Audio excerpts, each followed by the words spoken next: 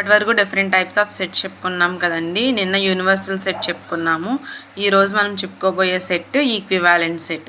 Equivalent set అంటే ఏం లేదు, చూసేద్దాం.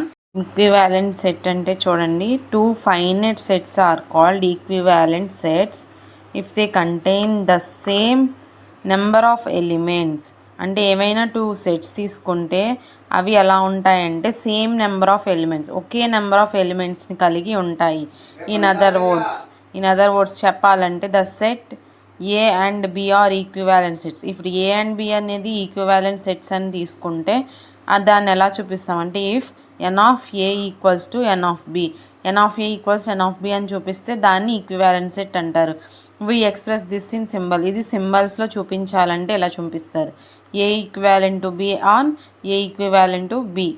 ఎగ్జాంపుల్ ఇచ్చా చూడండి. Example, the sets A equals to set of 2, 5, 8, 12 ఇక్కడ. And B equals to set of 4, 6, 9, 11. ఇందులో చూసినా 4 ఉన్నాయి, బిలో చూసినా 4 ఉన్నాయి. ఏలో 4 ఉన్నాయి, బిలో 4 ఉన్నాయి. So are equivalent sets. So ఈ రెండింటిని ఈక్వివాలెంట్ సెట్స్ అంటారు.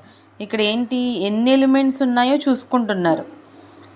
ఇక్కడ ఏలో 4 ఎలిమెంట్స్ ఉన్నాయి, బిలో 4 ఎలిమెంట్స్ ఉన్నాయి. సో ఆ రెండు ఈక్వల్ అయినాయి కాబట్టి వీటిని ఈక్వివాలెంట్ సెట్స్ అంటారు. Because N of A equals to N of B equals to 4 చెప్పాను కదండి. N of A N of B కూడా రెండు కూడా 4 ఉన్నాయి కాబట్టి N of A equals to N of B equals to 4.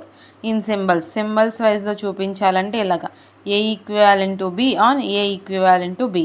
Thank you. సరే కదండి, ఇది ఈక్వివాలెంట్ సెట్. Thank you.